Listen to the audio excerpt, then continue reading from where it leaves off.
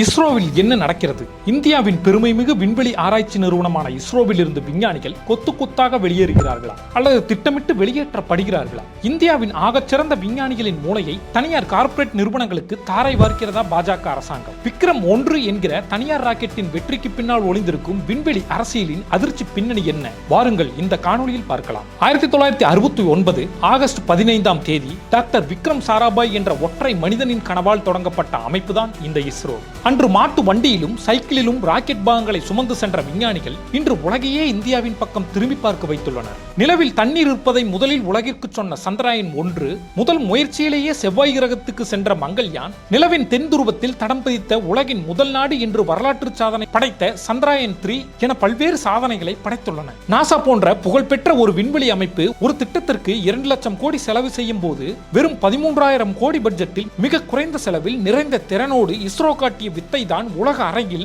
இந்தியாவிற்கு அசூர கிராக்கியை ஏற்படுத்தியது. ஆனால் இந்த சாதனையின் பின்னணியில் இருக்கும் மனித வளத்தின் உண்மை நிலை என்ன தெரியுமா? முன்னாள் விஞ்ஞானி ஒருவரின் கூற்றுப்படி இஸ்ரோவிற்கு அரசாங்கத்தால் அனுமதிக்கப்பட்ட பணியிடங்கள் 20,269. ஆனால் தற்போது பணியில் இருப்பது வெறும் 14,637 ஊழியர்கள் மட்டும்தான். அதாவது 5,500க்கும் மேற்பட்ட பணியிடங்கள் காலியாக கிடைக்கின்றன. இப்படி ஊழியர் பற்றாக்குறை இருக்கும் போதே அண்மையில் இஸ்ரோவின் மிக முக்கிய மையங்களான URSC மற்றும் VSSC இருந்து மட்டும் 100க்கும் மேற்பட்ட மூத்த விஞ்ஞானிகள் திடீரென ராஜினாமா செய்துவிட்டு வெளியேறியுள்ளனர். இது அதிர்ச்சி அடைய வேண்டிய விஷயமா இல்லை மகிழ்ச்சி அடைய வேண்டிய விஷயமா? விண்வெளி துறையை தனியார் மயமாக்க வேண்டும் என்ற வரலாற்று முக்கியத்துவம் வாய்ந்த முடிவை பிரதமர் நரேந்திர மோடி தலைமையிலான மத்திய அமைச்சரவை 2020 ஜூன் மாதம் எடுத்தது. அதற்காக இன்ஸ்பேஸ் என்ற பொது அமைப்பும் உருவாக்கப்பட்டது. அன்று 35ஆக இருந்த தனியார் ஸ்பேஸ் ஸ்டார்ட் அப்களின் எண்ணிக்கை இன்று 400ஐ தாண்டி அசூர வேகத்தில் வளர்ந்துள்ளது. இதனால் இஸ்ரோவுக்கு லாபமா நஷ்டமா? முன்னாள் விண்வெளித்துறை கட்டுரையாளர்கள் சொல்வது என்னவென்றால், இது இஸ்ரோவின் சுமையை குறைக்கும். இஸ்ரோ இனி சின்ன சின்ன செயற்கைக்கோள்களை ஏவி வணிகம் செய்வதை விடுத்து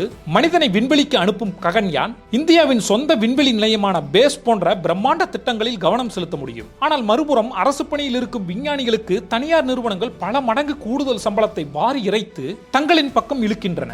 இந்த விண்வெளி பிரெயின் டிரெயினை தடுக்க முடியாமல் விண்வெளித்துறை அண்மையில் விஞ்ஞானிகள் எளிதாக வேலையை விட்டு விலகக்கூடாது என அவசர கால புதிய கட்டுப்பாட்டு விதிகளை விதிக்க வேண்டிய நிலைக்கு தள்ளப்பட்டுள்ளது. முன்னாள் இஸ்ரோ விஞ்ஞானிகளால் தொடங்கப்பட்ட ஸ்கைரூட் ஏரோஸ்பேஸ் நிறுவனத்தின் விக்ரம் S மற்றும் தற்போதைய விக்ரம் 1 ராக்கெட்டுகளின் வெற்றி உலகையே உலுக்கியுள்ளது. ஆனால் இப்போது இவர்கள் என்ன செய்கிறார்கள் தெரியுமா?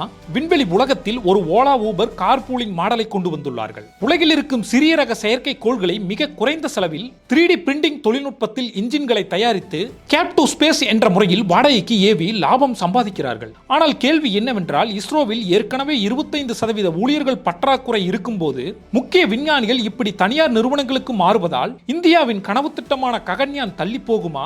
விண்வெளியில் இந்தியாவின் பாதுகாப்பு என்னவாகும்? இஸ்ரோவின் வணிக பிரிவான NSIL மூலமாக இதுவரை 35க்கும் மேற்பட்ட நாடுகளின் செயற்கைக்கோள்களை ஏவி இந்தியாவுக்கு கோடிக்கணக்கான அந்நிய செலவாணியை இஸ்ரோ ஈட்டி தந்தது. உலக அரங்கில் குறைந்த செலவில் ராக்கெட் ஏவும் ஒரே நாடு இந்தியா என்ற பெருமை இஸ்ரோவுக்கு மட்டுமே இருந்தது. ஆனால் இனி இஸ்ரோவின் ஏவுதளங்களை வாடகைக்கு எடுத்து இஸ்ரோவை விட குறைந்த செலவில் இந்திய தனியார் நிறுவனங்கள் வெளிநாட்டு செயற்கைக்கோள்களை ஏவி பெயரெடுக்க போகின்றன. பிக்சல் நிறுவனம் அமெரிக்க பாதுகாப்பு துறையான NRO-வோடு ஒப்பந்தம் செய்கிறது. துருவா ஸ்பேஸ் லக்சம்பர்க் நாட்டோடு ஒப்பந்தம் செய்கிறது. இஸ்ரோ செய்ய வேண்டிய சாதனையை தனியார் நிறுவனங்கள் செய்து தட்டப்போகும் இந்த உலகளாவிய பெயர் இந்திய விண்வெளி துறைக்கு கிடைத்த பெருமையா அல்லது அரசு நிறுவனத்தை முறையாக தக்க வைக்க தவறிய இந்திய அரசாங்கத்திற்கு ஏற்பட்ட சிறுமையா? மிக முக்கியமாக அரசு மற்றும் தனியார் கல்வி நிறுவனங்கள் கோடிக்கணக்கான ரூபாய் மக்களின் வரிப்பணத்தை முதலீடு செய்து சிறந்த மருத்துவர்களையும் பொறியாளர்களையும் விஞ்ஞானிகளையும் உருவாக்குகிறது. இப்பொழுது வளர்ந்து வரும் இந்த தனியார் விண்வெளி புரட்சி நமது இந்திய மாணவர்களுக்கும் இளம் விஞ்ஞானிகளுக்கும் IT துறையை போல ஒரு வரப்பிரசாதமாகவே மாறப்போகிறதா?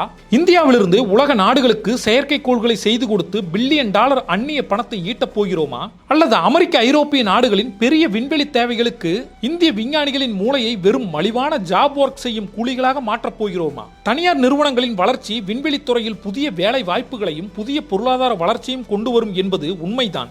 என்றாலும் இந்தியாவின் அடையாளமான இஸ்ரோ என்ற அரசு நிறுவனம் இதற்கிடையில் நலிவடைந்து விடக்கூடாது என்பதே ஒட்டுமொத்த இந்தியர்களின் கவலை.